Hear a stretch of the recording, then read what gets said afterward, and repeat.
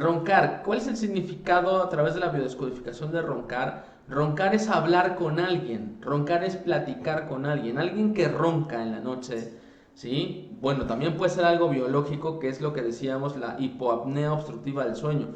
Pero roncar originalmente es platicar con alguien. Alguien que ronca es alguien que en el día es muy hablantín y siente que tiene que estar hable y hable y hable y hable y hable. O puede ser una persona muy callada, muy seria, ¿sí? Que de alguna manera no habla con las personas o no se expresa hablando. Entonces esa persona inconscientemente va a roncar, ¿ok?